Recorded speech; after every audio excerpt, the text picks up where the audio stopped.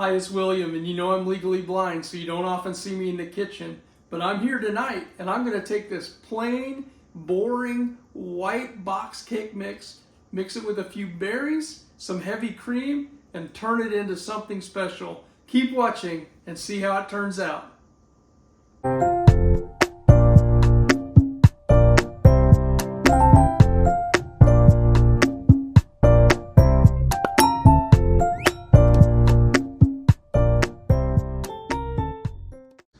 Tonight, the blind guy is actually going to make a cake, and what I'm going to make is a variation of my wife's famous rhubarb upside down cake. Rhubarb is out of season here in Wisconsin, so we will be making ours with berries. I have a mixture of strawberries and blueberries. And because I'm legally blind and I don't want to stumble and bumble in front of you, I have pre-measured all of my ingredients.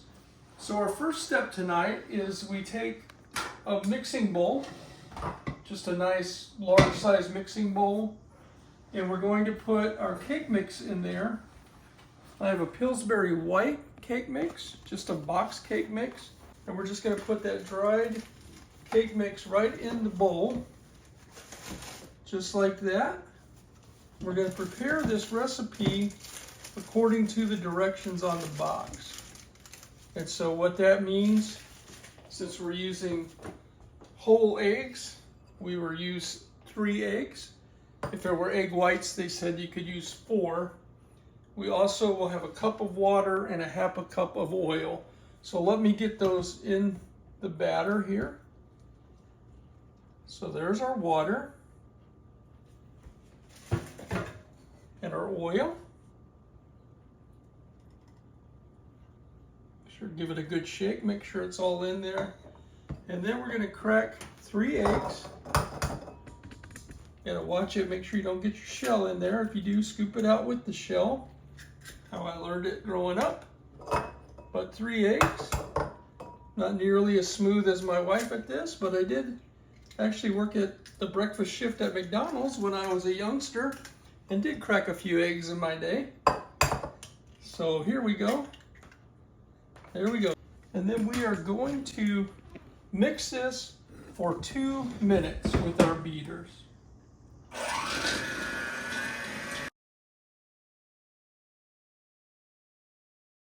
And there we go. Nice and mixed. Sous Chef Sarah here, and I'm going to explain what's going on as William makes this cake. So we're going to first spray that pan with some Pam so nothing sticks. And here he's putting the cake mix batter into the pan. This is a 9x13 cake pan, and he's going to spread that all around. Now, William is legally blind, but he does have some central vision, so he is able to see some of this. You'll notice a few times he'll spill something or things aren't perfect, but he did a really great job tonight. So now we're going to take these berries. We did 2 cups of strawberries and blueberries, and we're going to spread that evenly over the cake. Want to make sure that every bite gets a few blueberries and strawberries, so be real careful to spread that evenly. Now, I also do think this would be great with peaches or maybe raspberries, blackberries, so any kind of fruit will do, but the original recipe does call for rhubarb.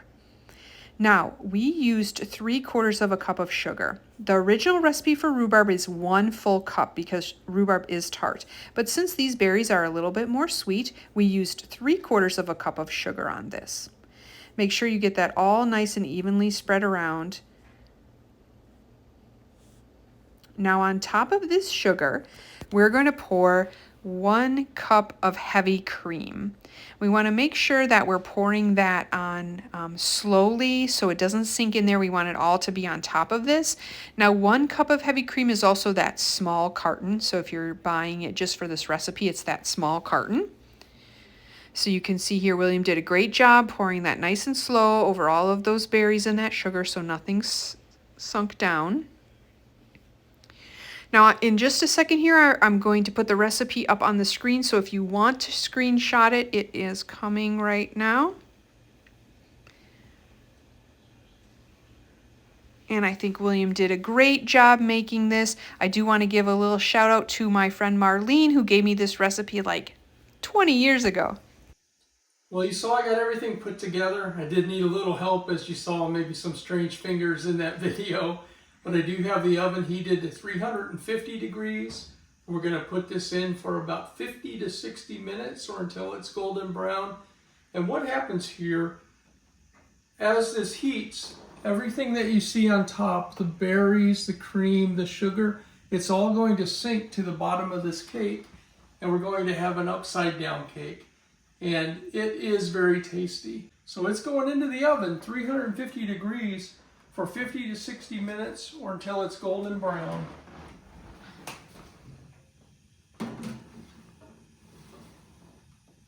There we go. All right, it's been 50 minutes and we're going to pull it out of the oven. It does look golden brown, but let's take a look together and see what it's going to look like. See how that got nice and fluffy? Boy, that looks good and golden brown. That's going to taste great. All right, we've let the cake cool for about 15 minutes or so. I've asked my lovely wife Sarah to come in and cut it, because she'll cut it a lot prettier than I will. And we'll see how it turned out. How does it seem so far? Seems pretty good. So the trick is to take it out and then put it upside down on your plate. Okay. And then it makes almost like a custard on top. You can see all those good blueberries. Oh yeah.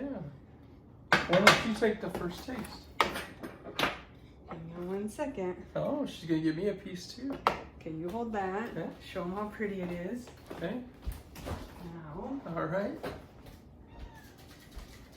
It smells good. It's still got some warmth. I can feel it with my face there. Oh, a little bit of what we call at our house, but Ready Whip. Okay. We'll let you try the first bite.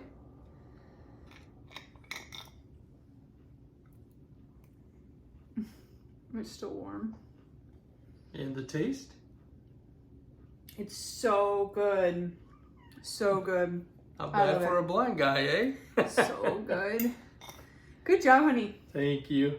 I had some help. I can't take all the credit. I had her wonderful recipe. Thank you, Marlene, if you're watching. And then, of course, good. Sarah, you saw her hands in the video, making sure my berries and sugar were all pretty. Thanks for watching, everybody. Oh, yeah. That's a winner. Have a great night. Thanks for joining me, and I hope I can make more of these later.